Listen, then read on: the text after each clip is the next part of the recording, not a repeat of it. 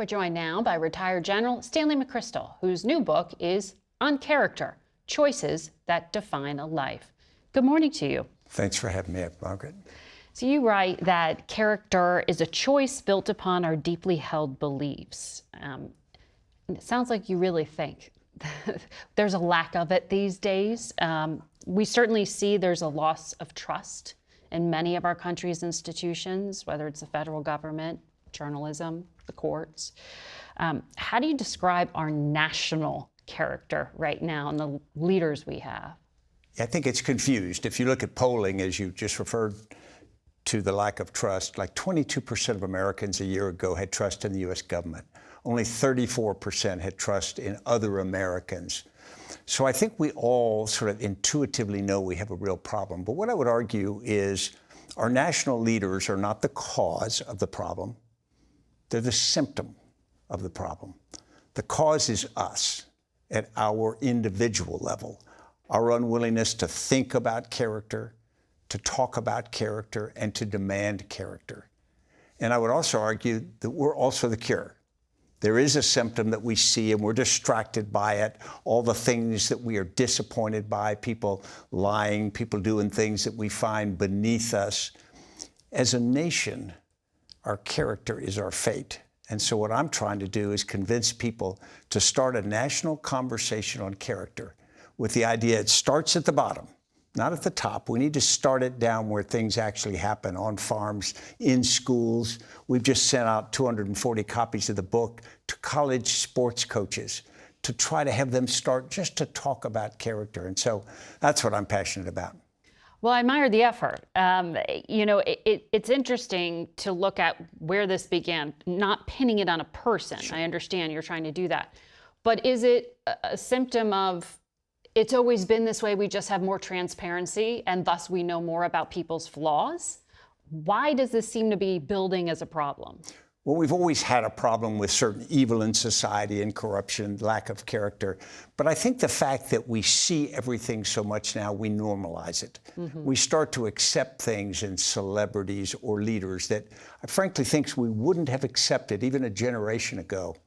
And that's sort of our problem. We give them our likes on social media, we spend our money with them, we vote for them, and we know better than that. And so I think the responsibility, again, arcs back to us. You're not a Democrat or Republican, you say. Right. Though you did endorse Joe Biden and Kamala Harris right. in the last elections. Most retired military try to stay out of politics and make an argument that that's crossing the Rubicon in some ways. Yeah. Why did you? Well, of course, you go back to Dwight Eisenhower and Ulysses S. Grant. They absolutely went into politics. Fair. So there is some tradition, but that was not my goal to get into politics. I just felt that we had hit a period in which we were so adrift as a nation in terms of character. We were accepting something that is not as good as we are capable of. Mm-hmm. So I made a decision, and I'll be honest, it was tough because there's a lot of pushback from peers and from outsiders that say you shouldn't get political. But I don't think that saying that America should stand up for its values and for its character is necessarily political. And we had in the past conversations with other guests that question about what does America stand for and does it matter? There is a shift more towards pragmatism or what's in it for me on the national scale.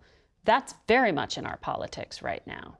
And I think it's a mistake for the nation. If you think what really helped the United States in the modern era, we'll call it after World War II, people admired American ideas. They admired American democracy. They admired our our culture. They didn't like every part of it, and they knew that we as a nation made mistakes. But countries and people wanted to be more like us than they wanted to be like the Soviet Union or other enemies. And as long as we are an example that people want to be, it gives us extraordinary influence and power. When it becomes transactional, when we become somebody that just wants something from them, and we're unwilling to be generous, we're unwilling to sacrifice for larger ideals, we lose some of our moral standing, and I think some of our national force, our power. At the Pentagon right now, we hear a lot about values and culture sort of being at odds with the mission. or that's how it's being described, right? Secretary Hegseth has talked a lot about restoring the warrior ethos. That's part of his justification for eliminating diversity programs, or DEI. Do you think DEI really, quote unquote, hurts lethality? Yeah, I am completely aligned with Secretary Hegseth on the idea that we need to defend the nation, that the Defense Department needs to be as effective as it can be, and that a certain warrior ethos matters. We just define it differently. In my experience, we tend to understand that everybody can contribute, particularly in today's modern wars. The idea that everybody's got to look a certain way, got to have biceps of a certain size, has got to be a male, straight, all these things is not my experience. In the counterterrorist fight, where much of my experience was, it became a meritocracy.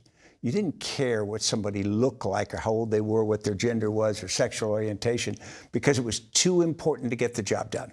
And I would argue now America needs to harness talent from every corner of our society. Everyone. I would even argue that if we went back to a draft, we could draft people with physical disabilities, because much of what we do, that's not a block to that. And so I think we need to think about, what do we need to field the most effective armed forces? And I think that the DEI thing is, frankly, a distraction. It's not helpful. In terms of national character, when you were commanding forces, the NATO-led mission in Afghanistan, ISAF,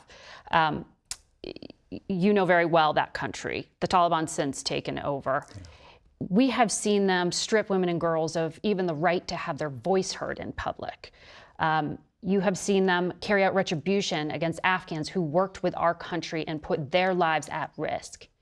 This past week, the Trump administration said Afghanistan's safe enough for people living here to go back. They stripped the legal protections, the temporary protected status. They are ending some of the programs that helped to evacuate our American allies there. What do you think that says about our character now? I think it's disappointing. I personally disagree with that decision, but I also think it sends a message. What about people who we ask to ally with us in the future, that we ask to partner with us? They look at what happens in the past. And so I think our national character should be bigger than that, and we're capable of being bigger than that. General McChrystal, thank you very much for sharing your reflections. You're kind to have me. Thank you. And your book on character, Choices That Define a Life.